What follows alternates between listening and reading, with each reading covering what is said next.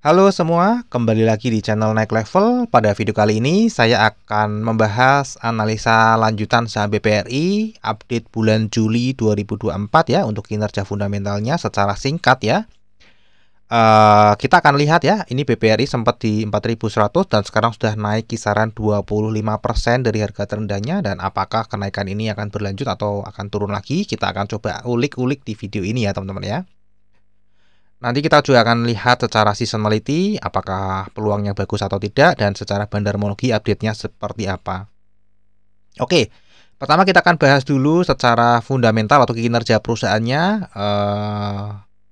Seperti biasa secara singkat saja, saya ambil yang penting-pentingnya saja.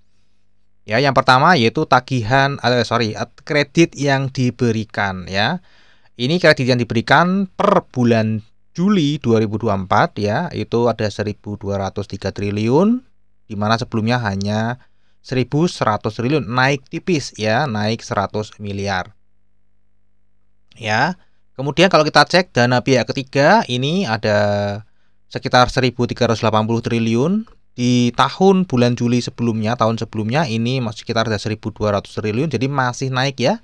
Dana pihak ketiga atau dana nasabah itu nasabah masih mempercayakan dananya di Bank BRI meningkat. Kemudian kita cek secara kinerjanya, pendapatan bunga bersihnya kita lihat ya 64,3 triliun di bulan Juli tahun sebelumnya. Itu ada 62,1 triliun, masih naik tipis teman-teman ya, nggak sampai double digit ya naiknya. Kemudian kita cek ya untuk CKPE-nya, ini 23 triliun.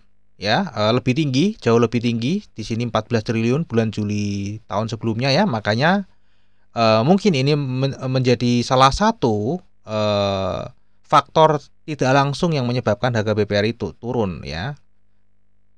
CKPI-nya tidak sewajarnya dibandingkan tahun sebelumnya per bulan Juli 2024. Sehingga laba bersihnya pun meskipun tadi pendapatannya naik ya, enggak sampai double digit ya, mau nggak mau CKPI-nya naik ya, laba bersihnya naik tipis ya, dari 30,8 triliun naik ke 31,4 triliun ya, jadi naiknya sekitar 1%-an, sangat kecil, tapi ya masih nggak negatif tuh, masih bagus ya, masih bertahan growth meskipun growth-nya sangat kecil. Nah, ini secara fundamentalnya teman-teman ya. Sekarang kita akan cek secara seasonality-nya. Kita akan masuk ke teknis jual belinya. Ya, ini secara langsung mempengaruhi. Kita lihat secara seasonality ya. Untuk bulan Agustus ini sudah naik 10,28% teman-teman ya. Dan kalau kita lihat bulan September ini diberikan kesempatan secara seasonality untuk membeli barang. Kenapa saya bilang untuk membeli barang? Karena di 3 bulan berikutnya ini kesempatan untuk naiknya cukup tinggi ya, berdasarkan historical 10 tahun terakhir. Ya, itu teman-teman ya. Jadi September ini mungkin nanti turun ya, mungkin turun di bulan September secara seasonality. Kemudian Oktober, November, dan Desember. Kalau misalnya Oktober turun ya masih ada kesempatan di November. November mungkin turun juga, anggap aja apes ya, turun lagi. Masih ada kesempatan di Desember, dan di Desember ini 10 tahun terakhir baru satu kali turun merah, dan itu pun merahnya cuma minus 0,8%. Ya, jadi nanti kita lihat aja update-nya seperti apa. Setiap bulan nanti kita akan update videonya ya. Oke, ini dari secara seasonality, kemudian kita cek masuk ke bandarmologinya seperti apa. Nah, ini update per bulan Juli 2024 teman-teman ya. Data ini muncul per tanggal 1 Agustus, tapi saya baru bahas per tanggal 28 ini ya, supaya saya menghargai buat teman-teman yang sudah berlangganan data ini ya. Kalau saya update terus tiap awal bulan kan, nah teman-teman yang kecewa ya. Ngapain saya beli kalau misalnya diupdate terus secara free. Nah, ini saya update-nya di akhir bulan. Secara overall bulan Juli itu masih distribusi. Kita lihat top 3-nya masih jual, top 3-nya ini jual 2, 1 beli. Ya, satunya beli, dana pensiun ini beli, menambah barangnya. Ya, tapi overall hanya 0,86% aja nambahnya. Kebanyakan dibeli oleh investor retail lokal teman-teman di sini ya, 5,17%. Ya, ini top 1-nya dan top 2-nya itu jual ke investor retail lokal.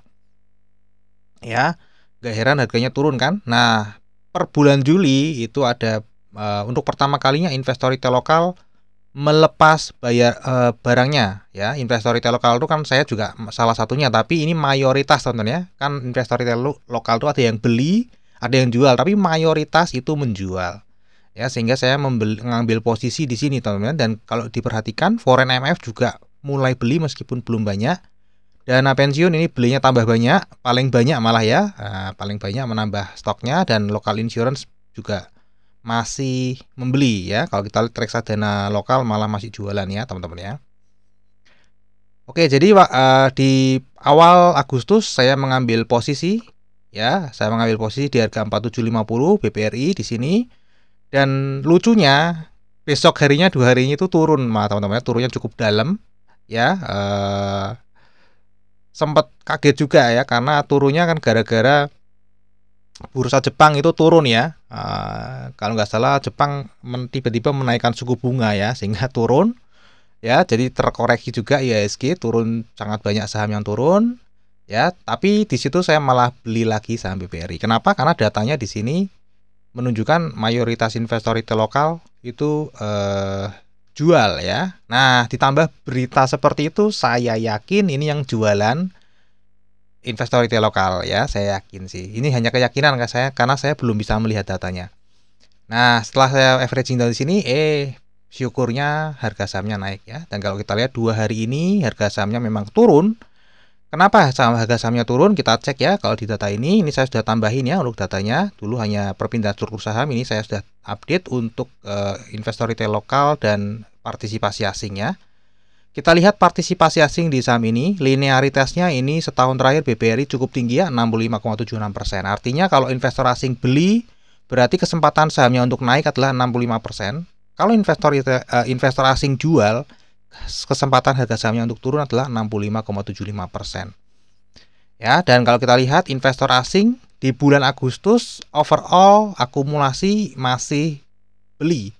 Ya, setelah dari April jual, Mei jual, Juni jual, Juli jual, sudah mulai berkurang. Agustus sudah mulai beli balik ya, dan 2 hari terakhir ini memang masih jual ya teman-teman, tapi overall masih membeli. Nah, memang di data ini secara harian belum bisa dilihat siapa ya, apakah investor asing yang ini dan ini yang membeli atau bukan. Ya, jadi nanti per tanggal 1 2 September posisi saya yang selagi terbuka ini akan diputuskan apakah akan taking profit atau hold ya. Taking profit bisa jadi karena secara seasonality juga sebenarnya mendukung di bulan September ini turun ya. Tapi kalau misalnya ternyata datanya ini berbeda, ternyata investor retail lokal mayoritas kebanyakan masih jual dan top 3-nya justru malah buyback, ya tentu saja saya masih akan hold. Ya, akan hold. Tapi kalau turun lagi gimana? Saya akan tambah posisi ya, kira-kira seperti itu. Oke, ini aja teman-teman ya. Jadi apakah akan naik atau turun nanti tergantung. Kalau secara seasonality berpeluang turun. Secara fundamental ya mestinya tadi tidak growth ya, mestinya sih sideways aja secara fundamental ya. Nalarnya kan seperti itu karena nggak growth itu ya. Tapi secara bendarmologi nanti menunggu data di bulan Agustus ini muncul ya, baru bisa disimpulkan apakah berpotensi naik atau berpotensi turun secara bendarmologi. Oke, sampai di sini dulu aja analisa video BPRI ya. Semoga bisa bermanfaat. Kita akan ketemu lagi untuk dianalisa bulan depan untuk saham BPRI ya. Kita akan ketemu lagi di video yang berikutnya.